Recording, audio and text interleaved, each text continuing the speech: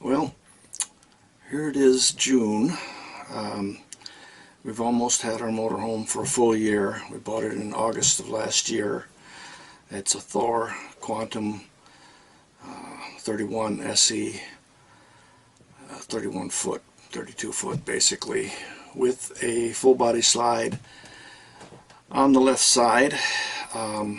It gives us plenty of room. We used to have a Nexus 29, which did not have a slide. It was a very nice motorhome, comfortable enough, but not quite enough room, especially once we have a couple of dogs or a dog that we had. So we decided to see if we could get something bigger. That was a 2013 model, and this is a 2022 model, actually built in 2021, but because it's sold in August, they called it a 22. August of last year, they called it a 22. Anyway, so far we've been fairly happy with the motorhome in general. It's definitely meets our needs as far as space, convenience goes. It's not so big that I can't, drive it around and get it into some of the places that we like to go. But it's also, with the slide out, gives us plenty of room. One of the conveniences that we like is that even with the slide in, you can still get back to the bedroom, to the bathroom, things like that. A little awkward, but not bad. We haven't had a whole lot of real major problems with it, but there have been a whole lot of little minor things. I've documented quite a few of them in this video that we'll get to. We did originally, when we bought it, the first couple of problems we had is we had several water leaks. Took it back to General RV where we purchased from, and they were able to basically take care of most of the water leaks. Obviously it was usually a question of tightening up a fitting here and there. Not too bad. There's a input line on the water inlet for city water that the check valve didn't work right, so of course it was leaking, but that was replaced, no big deal. We did have a problem with the toilet. We had a Thetford toilet in it, and they didn't want to seem to hold the water. Took it back to General RV. They said they couldn't find a problem, but they went and changed the ball valve and the gasket, which then we took it on our trip to go south for the winter, and the toilet still leaked. So when we were down south, I got a ball valve and gasket kit for the Thetford and replaced it myself. And that lasted a little while, and then it started leaking again. Did it one more time, tried to replace it, and in the process of trying to replace it, of course, let me tell you that it's not an easy job to replace it. I have no proof of it, but I don't think the General RV actually replaced the ball valve and gasket, because once I got the kit to do it, I found out that you basically have to take the toilet out, tip it upside down, take the base off, replace the gasket and the ball valve, put everything all back together, and then put the toilet back into the motorhome. For their warranty, they had it there for maybe an hour or so that they actually did some work on it. I don't see how they could have done that in an hour. It took me quite a bit more to do it. And I know that they didn't spend an hour actually working on the toilet because they were doing the other water leaks and everything too. So anyway, the second time, again, when I tried it to replace the ball valve and the gasket, the spring tensioner, or the spring support point, which is plastic. The spring is a real nice strong spring for the plunger for the flush. Anyway, the plastic area that holds the edge of the spring for the tension broke. So basically the thing is useless. I had enough with that thing, so we got rid of it and went to a Dometic. Since then we've not had any problem at all. I would not recommend the Thetford for anybody anymore. A couple of other things that we found: a lot of kind of quality control items, a lot of debris, leftover screws, in one case an actual drawer handle that was found underneath all the drawers in the little cubby holes, where there just was not really a very good job of taking care of the cosmetics of the situation. We didn't like the lights for the tanks, which they come with all motorhomes nowadays.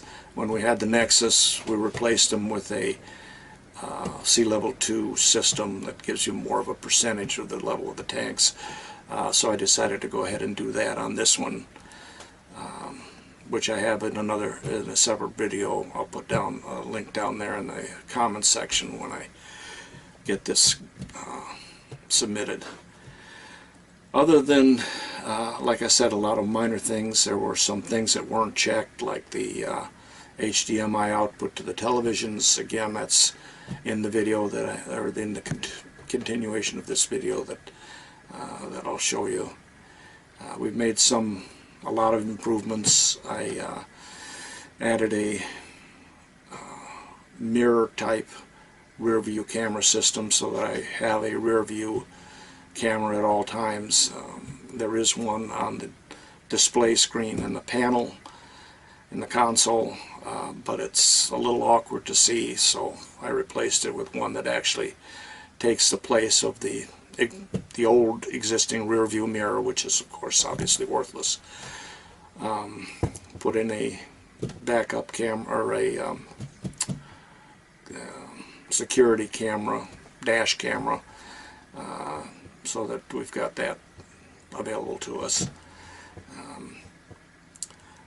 It had a rear stabilizer jack. It was just basically a 2-point stabilizer for the back of the motorhome, which is alright, but again, because of our Nexus, we really like the Bigfoot stabilizer or leveling jack system. So I spent some considerable amount of money, but went out and bought the Bigfoots, had them installed by the actual Bigfoot company. That works out fine. That's very helpful. Usually it's an automatic, pretty much a semi-automatic leveling system. You push a button and they all come down, and then you can kind of adjust the level from that point. Where it comes in real handy is if you've got some uneven ground, you've got some areas where you want to keep the motorhome as level as you can. Obviously, anytime you have a slide, you want to keep the motorhome somewhat level, so the leveling jack system certainly helps on that. Other than, again, like I said, there's some minor cosmetics that I'm not too happy with, which we will show you in the following portion of this video that I had to take care of. A lot of this stuff I suppose I could have taken back for warranty, but by the time you take it back, you schedule it. They have this warranty policy where you have to schedule anything that you do unless it's what they call a failure to be able to camp situation, like, you know, a broken water system or refrigerator, something like that, where you can't go ahead and go camping. If it's cosmetic or if it's some minor detail that is not going to keep you from being able to take it out, then you have to schedule it in, and you know, it can be anywhere from 3 weeks to 3 months to schedule, and who knows what they're going to do with it after that. If it's something that is defective in the way that they put it together, then they kind of wishy-washy about what they do to fix it. I've had quite a few of the drawers where the rails weren't exactly lined up right, so they don't always snap in just right. When they don't snap in, obviously when you're riding down the road, the drawer comes out. Things like that, they you know, say, oh well, we just unscrew it a little bit and move the latch one way or the other. Well, that may be fine if that's the actual problem, but opening a lot of the drawers and looking at the way that the rails are attached to the back of the drawers and the way that the latch itself is attached, there's definitely some quality control issues there. Several cases I've had to realign the rails so the drawers would go in and out easier or evenly, and in doing so I had to beef up some of the rear support systems, a little bit of what I'll show you again in the video. And the latching system has a couple of points where the latches were, the screw, the back piece of the latch was screwed on the bottom of the top of the cabinet frame, but it was so close to the edge of the frame that one of the screws broke off, or not, the screw didn't break off, but the hole expanded, so the screw was pushing the latch back. So I had to add a piece of wood in that area in a couple of places so that the latch could be adjusted correctly, so that I would positively latch whenever I closed the drawer. Little things like that. Again, like I say, I could have taken it in for warranty, but you know, every time I go through and find one thing or another and have to schedule something to take it to warranty, it's just not worth the time and the effort. You know, we bought the thing to use it and to you know, take vacation with it. So I'm going to go ahead and cut this off here now and show you the rest of the video, and hope you get some learning off of it. If there's anything that you see that you don't like or that you've had trouble with that I can know about, feel free to comment below. And if you like the video, give me a thumbs up. If you don't like the video, don't watch it again. Anyway, appreciate it, and we'll go from there. Thank you. Should have documented all this stuff before putting all this stuff in, but this point right here is behind here. The metal piece was actually had a big bow in it. I had to drill a hole in here to get to the screw, to run the screw back through to make this straighten out. That was a real mess. Up above, which you won't be able to see, but might be able to see over there, that piece of rubber there that's along the top that was sagging down, so every time the thing closed it would just dip underneath here and it wouldn't seal properly. I had to glue that piece of rubber back onto the wooden piece that's hanging there. That was also a little fun. Hold up. Down underneath here, I got a lot of wires that are just hanging here inside the drawer. It's a possibility they might catch. I had to put this black sleeving on there so that they won't catch the wires and pull it back. I'll probably tape some tape here to kind of keep it against the wall. There's a lot of wiring back there that's in between laying out things like that that really should have sleeving on it. Kind of a mess down there, but that's where your plugs are for the water heater and the furnace. And a lot of tubing going back there. This is one of the problems with that drain. He said that the drain had another P-trap in it back underneath there somewhere, which I can't see here. I'm going to have to get more stuff, the other drawer back there opened up to take a look at that. But that's probably They said they put a brick or piece of wood or something under it. You can see where there's some water damage there. I think that's the wood that they're talking about. Put some light in here.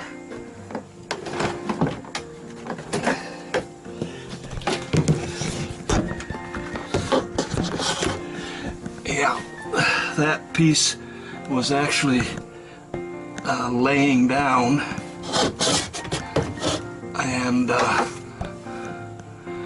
they said that that was forming another P-trap, and that's what was helping keep the sink from draining in the kitchen. I'll probably fix that up a little bit better than that.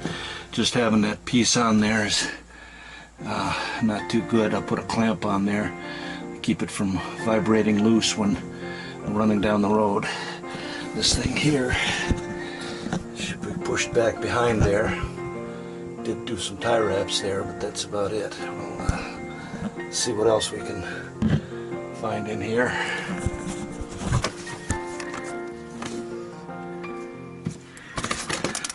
Okay, this is what it looks like underneath here. That piece of cloth is just basically flopped in there. It is tied underneath at the channel. This hose here was pulled out and jammed like that. You can see the end of the hose. This con is boogered up there, and then it was leaking, of course, underneath there. This fabric piece is tied in underneath at these points here. You can see that or not. But the rest of it is just kind of flopped around. When they were looking to see what the drainage problem was, they ended up putting this piece of wood on here, and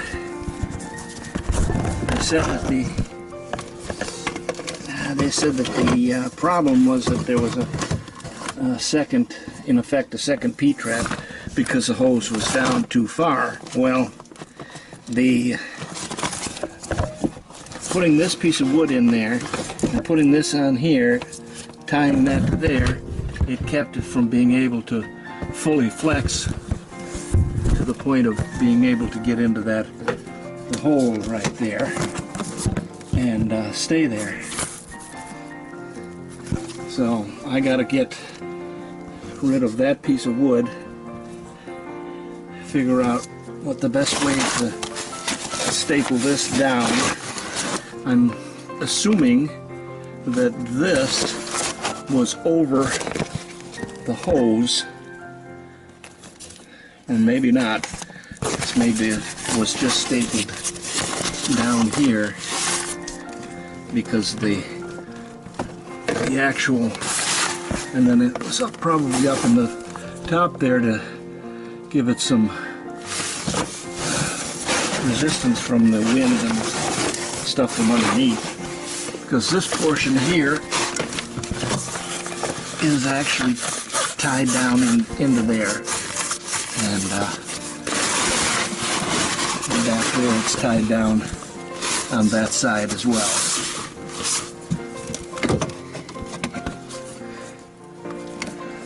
So I would imagine that is supposed to somehow be attached to the wall and to the floor. Like I said, there's Velcro here, but there's nothing there.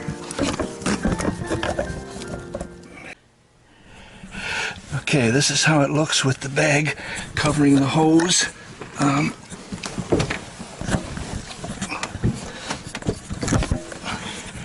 This is the bag, and it is Velcro together.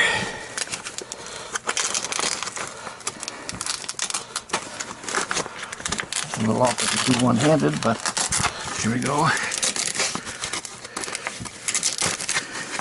Discovered that this is the way that this is supposed to work.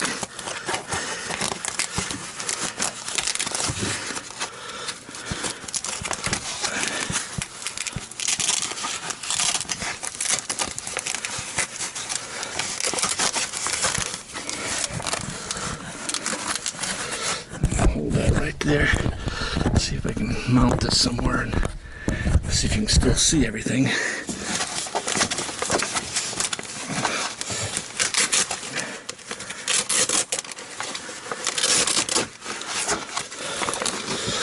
Now, the theory is that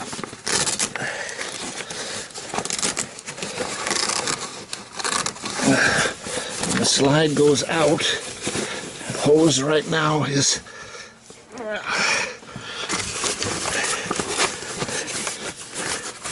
hose and fitting is right over there. You can see it with the light in there.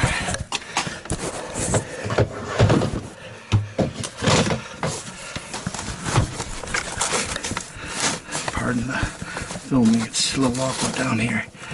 And now I'm going to watch it, and we're going to take the slide and let it out, and we'll watch this track. The slide tracks along there. The hose should stay steady. This is supposed to be up like this on this block, which means I've got to do some work to get this situated. I'm probably going to have to glue this down or something. It's supposed to be like that. Now once I think I'm going to have to extend this all the way over here so that that whole thing stays up like that, so it doesn't get pocketed there. So, all right, I'm going to get this set up, and we'll get this thing open and watch it move. Okay, here goes. Go ahead.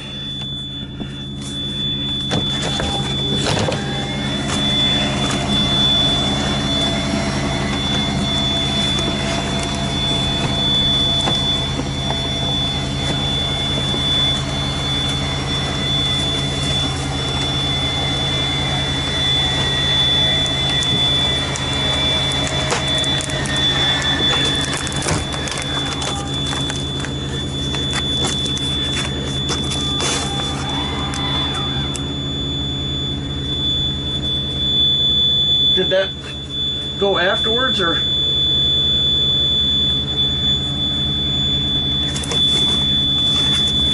Okay. Okay, now we're going to watch the slide come in. Watch how this thing operates and pulls forward. Go ahead.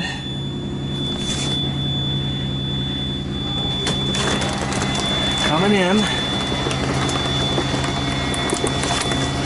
So the hose is pulling forward. It's actually the hose is staying there, and then this just comes in,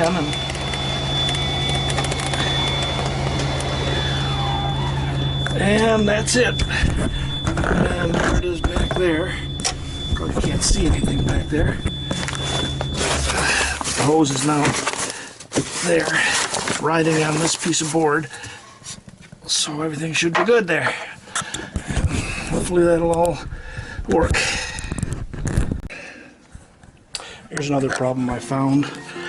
The inlet line there for the water, it's loose and it's supposed to click in there. There's little grooves in there, it's supposed to click in. I tried loosening the hose at the top of the freshwater tank, but it'll turn fine, but it won't click in because it doesn't have enough juice. This thing here has to physically be clicked on before it's mounted. So I've got to pull that off, click it on, remount it. Another wonderful piece of safety or quality control. Here's another little problem. Every time I fill the freshwater tank through the input out there, later on I notice a little bit of water dribbling down here and down here. I thought it was the water pump. I tightened all those hoses. I've only filled the water tank 2 or 3 times, so the first couple of times I really didn't notice it. Second time, again, I thought it was a water pump. There was some fittings loose there, and I tightened those, and I tightened everything that I could in here. Of course, while we were traveling, this was all down because the bed was on it, so I can't just jump right in there and look at stuff. I am going to do something about putting a door in here so that at least I can get access to this with the bed in there, so I don't have to tear everything apart. But anyway, see this here? They tightened this hose up so much that it ripped the edge of it, and so of course it was just a little bit of pressure and it would back leak in there. It wasn't much, but it was, as you're filling, you know, taking 40-gallon tank there and filling it, at least 20 gallons or so, eventually it dribbles out here, dribbles down, and dribbles onto the floor. So now I've got to take this off, get a new piece of hose, and of course repair that one out there before I get the rest of it. So another wonderful thing in quality control. They tighten this down so tight. They've got this on ribs, so it shouldn't have leaked, you know, with this snug, but they tightened it down so damn tight that it actually ripped the edge of this plastic piece here. So of course I'm going to continue with the job and get it ripped further, but that's the way it's going to be. It's got to be replaced anyway because it's not long enough to just cut it there and then put it back on. Okay, in replacing the hose to the freshwater tank from the outside, here's another thing I discovered. This is the old hose. I don't know if you can see in there, but that is a lot of dirt and or mold. Not sure which, probably both. I don't know exactly why that is. The only thing I can speculate is because this hose here, fitted onto this fitting, has got a bend down inside there, which you may not be able to see. Let's see if I can turn some light on. Slip that down there. And now if you can see that channel that it rides in leads out to the hole where it comes in from the outside. The hole, the fitting that fits on the outside of the camper has got a slight bend to it, and the bend is down, which from a technical standpoint should be so that the water flows in. The problem that I believe is happening, and I have no real way of proving it specifically, is that because it bends down, it forms a little kind of a hump in here, which leaves a pocket in the hose when it's attached, so that the water, you know, obviously goes in, fills up and everything like this, and then the water trickles. When you stop filling it, the water kind of trickles back along here and kind of puddles in here, and it pools inside where this is lower than what the outside is. So that's a nice place for water to basically just accumulate and puddle, and then with change in temperatures and what have you, I'm suspecting that it's that's what's causing my mold. I'm not sure. It's really weird because like I say, this is a brand new 2021 motor home. Bought it in August, and basically they filled the freshwater tank 2/3 when we picked it up as part of their initial service plan, and we filled it once, maybe twice, I think, in the time that we were down in Gulf Shores, Alabama. We did go once up to Manistee, but we were full hookup there, didn't use the water tank, and we went to Gulf Shores and were full hookup there, but in between we stopped at a couple places that hadn't had water yet because this was November. So we did use a water tank, but we never filled it until we got back, going back home. We filled it before we left, and so that's the only time. So it's been basically filled twice, and I don't understand, you know, obviously on the filling, the first filling, if it pooled there and it just basically sat there for 4 months in different types of weather, I suppose that's how it could form some mold.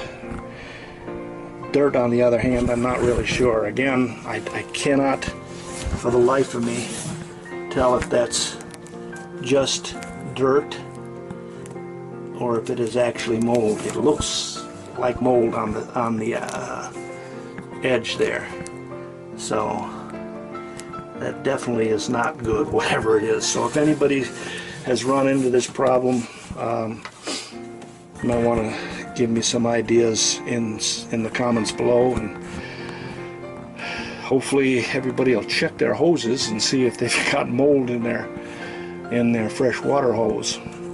All right. With some further analysis, I think what I'm going to do is I'm going to mount this with that down angle actually pointing sideways to that side.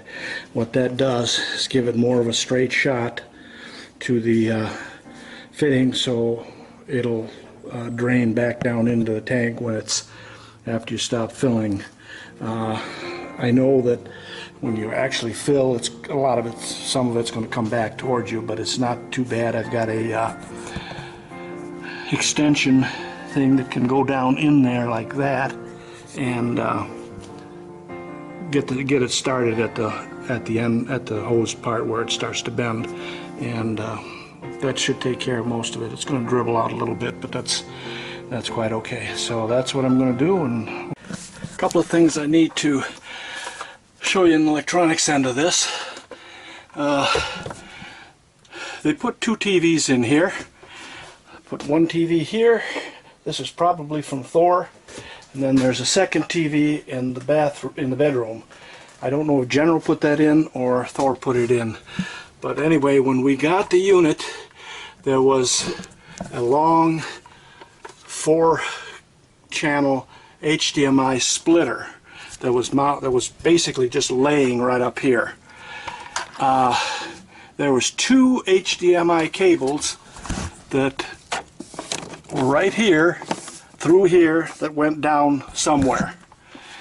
Now, the theory was that the 2 HDMI cables went into number 1, number 2 output of the HDMI splitter, and then whatever device you had on the input would go out the 2 HDMIs, and you could switch between the 2, or you could have them both on to the TV. There's HDMI port. There's actually 3 ports on each TV, but there's only 1 HDMI cable. So we tried it. Didn't work at all. So then I started fooling around with it a little bit. I was doing some work. There's lights on there. I put lights in there in the cabinet so it's easier to see.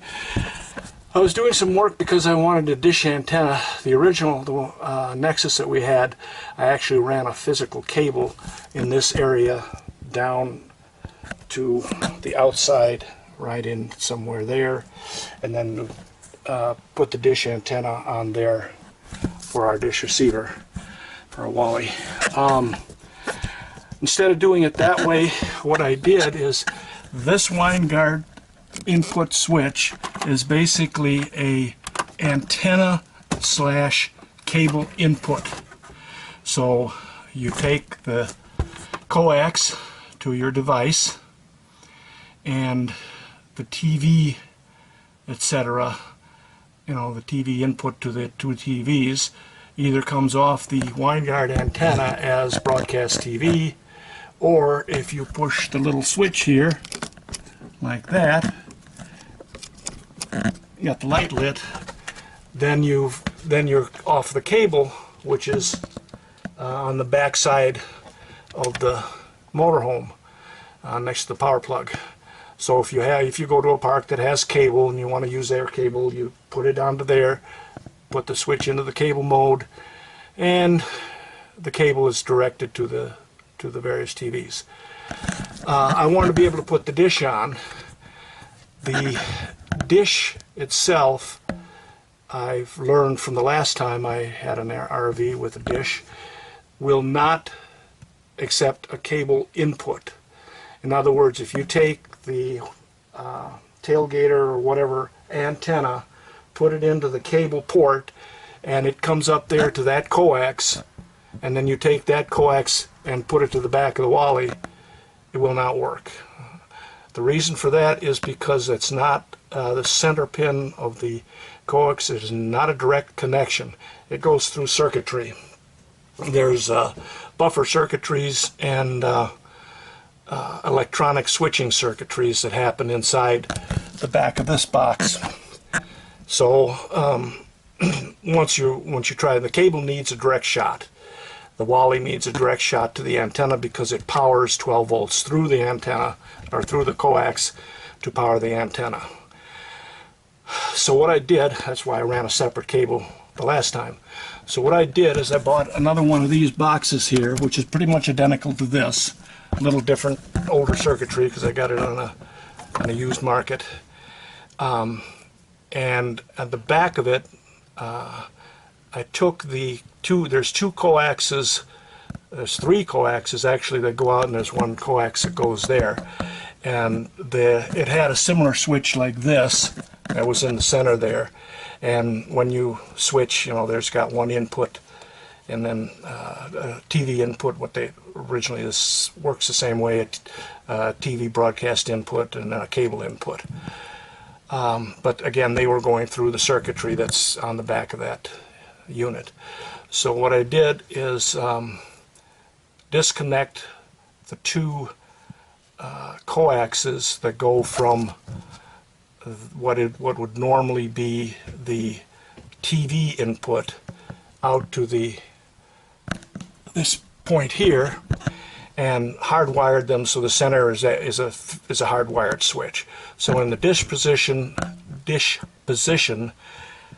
you put the antenna on the actual coax input at the back of the RV, and you switch the switch to dish, and you get the dish.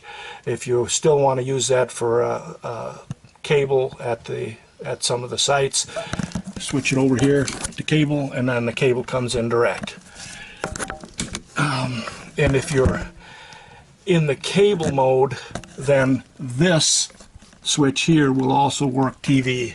In other words, if it's in the TV position and you want the TV to work over there, then you put that switch in the cable mode and that switch in the TV mode, and you get regular broadcast TV.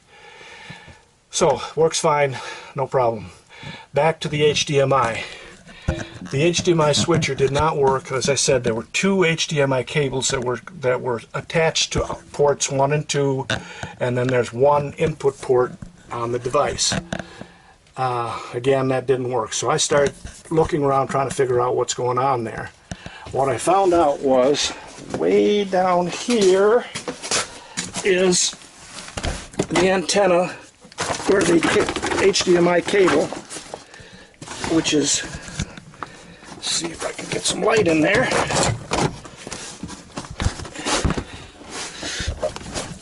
That's the coax splitter there.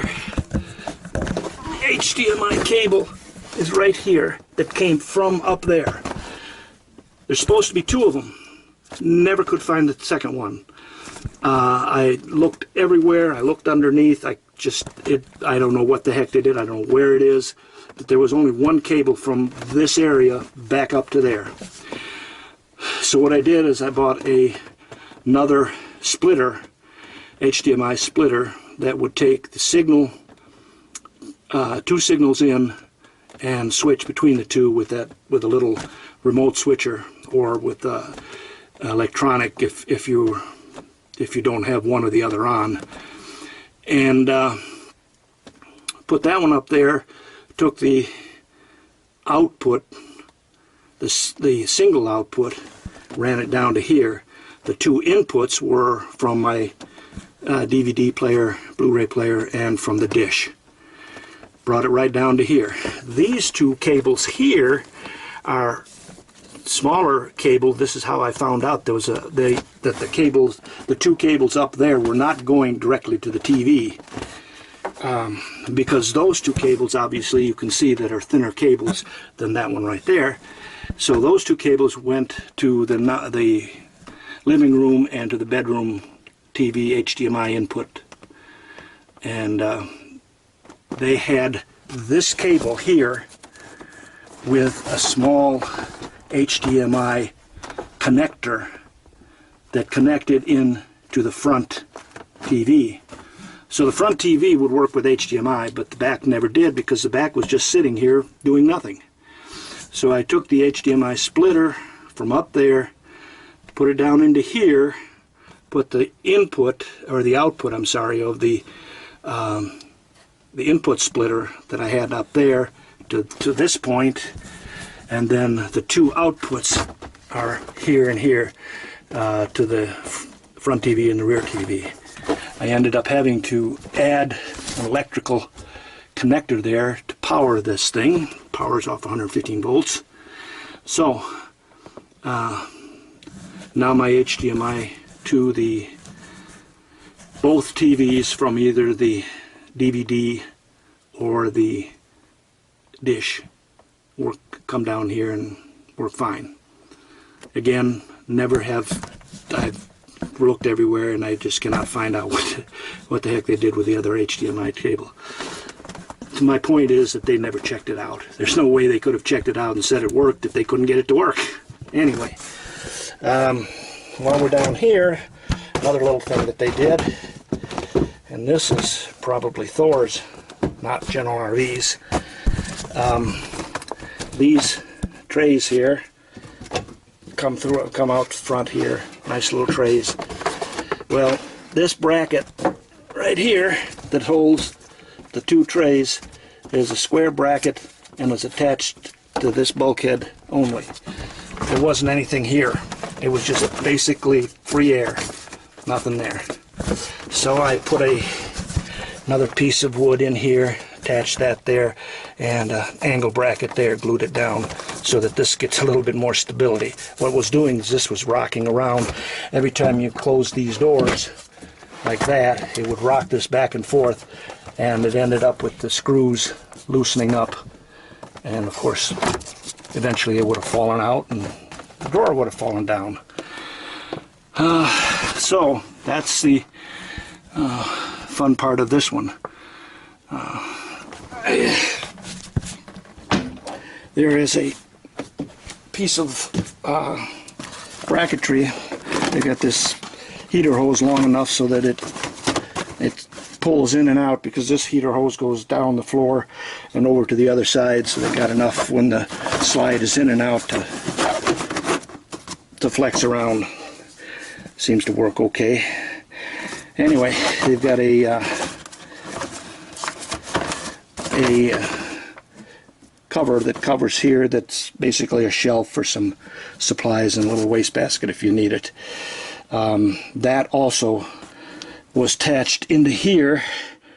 There's 3 screws here, and then there's one screw that they kind of attach that way. That also was kind of flexing with that, so it would, obviously you can see, I don't know if you can see, but this broke this one here right away, so this screw is no good. I got to re-drill that hole. And you know, if we put anything in here, wastebasket, cleaning supplies, what have you, this would bounce around a little bit, and this would, the fact of it bouncing would also make this whole thing move. So hopefully that will be cured with that. Alright, well, that's it for that one.